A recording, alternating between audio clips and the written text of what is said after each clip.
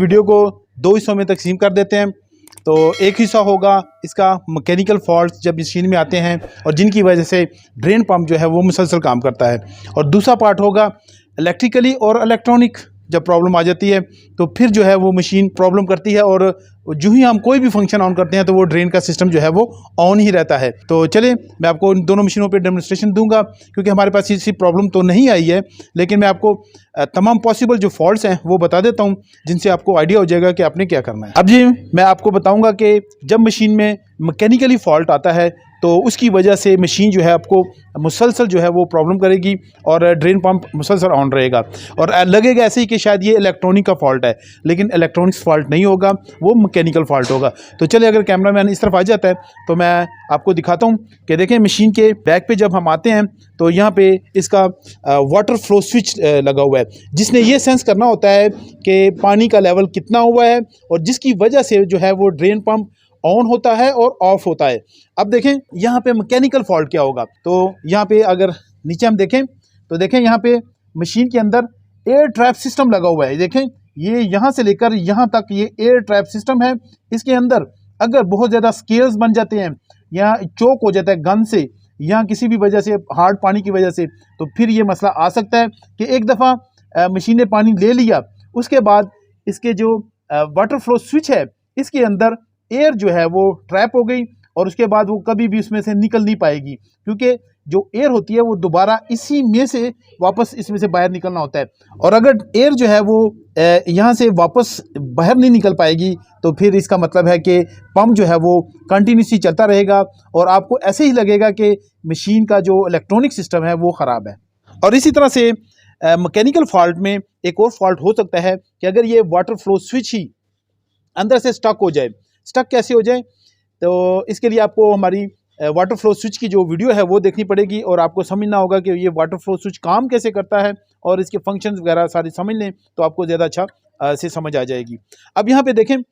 इसमें जो है एक फेरेट कोर लगी होती है। अगर फेरेट कोर जो है वो ऊपर की तरफ स्टक हो जाती है तो फिर इसका मतलब ये हुआ कि ये पीसीबी को ये इशारा दे रहा है कि इस वक्त मशीन में पानी भरा हुआ है, तो आपने ड्रेन पंप को ऑन कर देना है। तो इसकी वजह से भी ड्रेन पंप जो है वो मुसलसल काम करता रहेगा। नेक्स्ट जी अब मैं आपको बताऊंगा इसका हल, कि मैकेनिकल हल आपने कैसे ढूंढना है कि किस चीज़ में फॉल्ट है। तो इसके लिए देखें ये तरीक़ेकार अपनाएंगे, क्योंकि अगर तो इसमें एयर जो है वो ट्रैप हो चुकी है तो फिर आपने सबसे पहले काम ये करना है। तो देखें ये देखें इसके वॉल को, इसके क्लिप को निकाल लें यहाँ से, ये निकाला देखें, फिर इसके बाद ये इसको बाहर निकाल लें। तो इसके लिए देखें थोड़ा सा टेस्टर का इस्तेमाल करेंगे, तो ये देखें लूज़ हो गया। आपने ये जो ही आप बाहर निकालेंगे तो इसमें जितनी भी एयर होगी वो इसमें से फ्लो स्विच में से निकल जाएगी और वाटर फ्लो स्विच जो है वो फ्री हो जाएगा। तो इस तरह से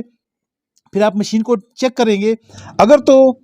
आपने ये पाइप जो है वो निकाला और इसके बाद को मशीन को टेस्ट किया तो मशीन बिल्कुल ठीक हो गई और फिर से पानी और फंक्शन दोबारा रिस्टोर हो गए, तो फिर मतलब ये कि इसका जो एयर ट्रैप सिस्टम है ये गंदा हो चुका है, ख़राब है, यहाँ पे कोई गंद है, तो इसको फिर साफ़ करने की ज़रूरत पड़ेगी। तो इसके लिए फिर आपको ये पूरा ड्रम खोल के इसके अंदर सफाई करनी होगी। और अगर आपने ये पाइप बाहर निकाला इसके बाद भी मशीन सेम ही फॉल्ट कर रही है, आपने फिर क्या चेक करना है जी, फिर आपने इसके इलेक्ट्रॉनिक्स और इलेक्ट्रिकल पार्ट्स को चेक करना होगा, क्योंकि इसको जो है वो मैंने तरीका बताया हुआ है। अगर तो इसके हर्ट्ज वगैरह ज़्यादा हैं, यानी कि पहले ज़्यादा होते हैं, जब इसका फेरेट कोर ऊपर की तरफ आ जाती है तो इसके हर्ट्ज कम हो जाते हैं, तो फिर आपने वो अलग से इसकी स्टडी करनी पड़ेगी आपको, क्योंकि हर कंपनी जो है वो अपने हिसाब से जो है वो इसके हर्ट्ज जो है वो सेट करती है। लेकिन इसके बाद फिर आपने क्या चेक करना है, फिर आपने इलेक्ट्रॉनिक्स पार्ट चेक करने हैं, तो वो मैं अभी आपको बता देता हूँ। अब नेक्स्ट जो है मैं बात करता हूँ जी इलेक्ट्रिकल फॉल्ट्स की। तो इलेक्ट्रिकल फॉल्ट होता है कि जब वायर वगैरह में कोई फॉल्ट आ जाए, या तो कोई जानबूझ के या फिर गलती से कनेक्शन जो है वो गलत हो जाए, तो फिर भी मसला आ सकता है और ड्रेन पंप जो है वो मुसलसल काम कर सकता है।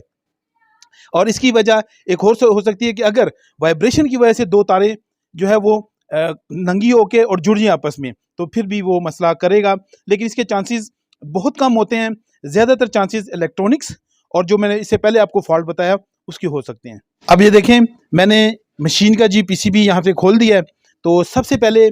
पीसीबी पे काम करने से पहले आपको यहाँ पे जो ड्रेन पंप है उसकी वायर का पता होना चाहिए, उसके कनेक्शन का पता होना चाहिए। तो देखें यहाँ पे कुछ कनेक्शंस आ रहे हैं,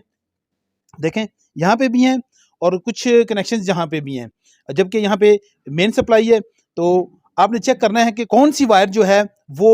ड्रेन पंप की है। तो देखें यहाँ पे कुछ डिफरेंट कलर कोड्स आ रहे हैं। इसके बाद अगर हम इसके बैक पे आएँ तो देखें यहाँ पे कलर कोड्स कुछ डिफरेंट हैं, लेकिन इसी कनेक्टर के नीचे देखें कलर कोड्स चेंज हो गए हैं। तो फिर आपने प्रॉपरली जो है वो वायर को ट्रैप करना है कि कौन सी वायर जो है वो ड्रेन पंप के लिए इस्तेमाल की गई है। अगर मैं दिखाऊं आपको तो यहाँ पे देखें नीचे आके इसका कलर कोड फिर चेंज हो गया है, जबकि ऊपर से वायर कुछ और आ रही हैं। तो इसलिए ये आपने प्रॉपरली काम करना होगा, अदरवाइज फिर आप जो है वो वायर को अगर ट्रैप नहीं कर पाए तो आपको यहाँ पे पीसीबी में आपको जल्दी पता नहीं चलेगा कि किस जगह को आपने रिपेयर करना है। अब यहाँ पे नेक्स्ट जी मैं आपको पीसीबी के बारे में बताऊंगा, लेकिन उससे पहले मैंने आपसे क्या कहा था कि वायर को आपने ट्रेस कर लेना है। अब वायर को ट्रेस करने के लिए मैं आपको बार बार क्यों कह रहा हूँ, वो इस वजह से कि देखें नॉर्मली जो टॉप लोड के फ्रंट लोड के जो पीसीबी होते हैं वो कुछ इस तरह से होते हैं, वो ओपन टाइप होते हैं, लेकिन इनमें भी वायर को ट्रेस करना ज़रूरी होता है, जिससे आपको आसानी हो जाती है पीसीबी को रिपेयर करने में। वो कैसे, वो आगे चल के मैं आपको बता देता हूँ। लेकिन जो टॉप लोड के होते हैं वो देखें इस तरह से पैक आते हैं, और ज़्यादातर आजकल फ्रंट लोड मशीनों के भी ऐसे ही आ रहे हैं, क्योंकि इन्वर्टर जो है वो ज़्यादातर इसी तरह से हैं। तो ये देखें इनके ऊपर सिलिकॉन कोटिंग हुई होती है और बैक भी इसकी पैक है। अब इसलिए मैं बार बार जोर दे रहा था कि वायर को जब आप पहचान लेंगे कि कौन से कनेक्टर में वायर लगती है, इस कनेक्टर में है, इधर है, इन कनेक्टर में है, तो फिर आपको आसानी हो जाएगी कि आपने कौन सी पोजीशन पे इस पीसीबी को काटना है। अब नेक्स्ट जी मैं आपको इसकी अभी मुकम्मल बता देता हूं कि आपने क्या चीज़ ठीक करनी है, लेकिन उससे पहले मैं आपको ये भी चीज़ कंफर्म कर दूं कि पीसीबी पे डिपेंड करता है और कंपनी पे डिपेंड करता है कि आपके पास कौन सी कंपनी का पीसीबी है, क्योंकि उसमें देखें ये पूरा का पूरा डिप सिस्टम यहाँ पे इंस्टॉल किया गया है इस पीसीबी में, इसमें एसएमडी यूज नहीं किया गया। जबकि ये वाला पीसीबी है इसमें मुकम्मल जो है वो ज़्यादातर चीज़ें एसएमडी हैं, और सिर्फ मोटर को कंट्रोल करने के लिए यहाँ पे डिप ट्रायक लगे हैं, बाकी जो है वो यहाँ पे वो लगे हुए हैं एसएमडी लगे हुए हैं, क्योंकि जो हमने वायर जो है ट्रेस की थी वो इस कनेक्टर में आ रही है। तो इसलिए हम क्या करेंगे ठीक करने के लिए, जब कंपोनेंट को हमने चेंज करना है तो फिर हम इसके बैक साइड को एक्सेस करेंगे, क्योंकि यहाँ पे इसको काटेंगे या फिर पीसीबी तो बाहर नहीं निकलेगा, लेकिन इसको काटना ही पड़ेगा। काट के तो इसकी बैक साइड को हम एक्सेस करेंगे और फिर हम इस पीसीबी को ठीक कर पाएंगे। अब नेक्स्ट जी मैं आपको बताऊंगा कि आपने इसमें ठीक क्या क्या करना है, क्या चीज़ चेंज करेंगे कि ये आपका जो पीसीबी है वो ठीक हो जाएगा। तो देखें हम जो वायर ढूंढ रहे थे वो कौन सी वायर थी, तो ये देखें ये है वो वायर जो हम ढूंढ रहे थे, और ये जब हमने ढूंढ ली तो ये पीसीबी में जा रही है, कहाँ पर, ट्रायक में। क्या होता है कि जो इसकी लाइन होती है जो ड्रेन पंप को आ रही होती है वो डायरेक्ट पंप में जा रही होती है, जबकि उसका न्यूट्रल जो है वो पीसीबी से ऑन और ऑफ किया जाता है एक स्विच के जरिए से, और ये ट्रायक जो है वो एक स्विच है, और इसको ऑन और ऑफ करने के लिए फिर आगे सिस्टम लगा हुआ है। अब इसमें भी कुछ किस्में होती हैं, वो मैं आपको समझा देता हूं। अब अगर तो आप डायरेक्ट इलेक्ट्रिक लगा रहे हैं और डायरेक्ट पंप ऑन हो जाता है, तो फिर तो डायरेक्टली जो है वो आपका ये ट्रायक शॉर्ट है, या इसके साथ कोई एक कैपेसिटर शॉर्ट हो गया, या फिर इस तरह से कोई चीज़ मसला आ सकता है, तो वो फिर आपका छोटा ही फॉल्ट होगा। लेकिन अगर वॉशिंग साइकिल के साथ ऑन हो रहा है, यानी कि जब आपने नॉर्मली स्विच लगाया जो है उसकी पावर दबाई, कुछ नहीं हुआ, उसके जब आपने कोई फंक्शन दबाया तो फिर क्या क्या चीज़ शॉर्ट हो सकती है या ख़राब हो सकती है, वो मैं आपको बता देता हूँ। तो देखें इस तरह हो सकता है कि अगर सेंटर में ULN 2003 या डार्लिंग अरे अगर सेंटर में लगी हुई है, तो फिर हो सकता है कि अगर जब आप फंक्शन ऑन करेंगे तो उसके बाद माइक्रो कंट्रोलर सिग्नल देगा ULN 2003 को, और ये शॉर्ट सर्किट है, तो इसकी वजह से फिर क्या होगा, एक तो वॉइस साइकिल तो ऑन होगा ही होगा, इसके साथ फिर ड्रेन पंप भी ऑन हो जाएगा, क्योंकि इलेक्ट्रिक जो है ये जो सिग्नल्स हैं वो इसके गेट पर भी आ जाएंगे। तो जब इसके गेट पे आएंगे तो ये स्विच जो है वो ऑन हो जाएगा, जुड़ जाएंगे इसके पॉइंट, और पॉइंट जुड़ने से पंप जो है वो ऑन हो जाएगा। एक तो पॉसिबिलिटी ये मौजूद है। दूसरी पॉसिबिलिटी ये होती है कि अगर ये बीच में सेंटर में ये चीज़ नहीं है और डायरेक्ट जो है पीसीबी डायरेक्ट जो है वो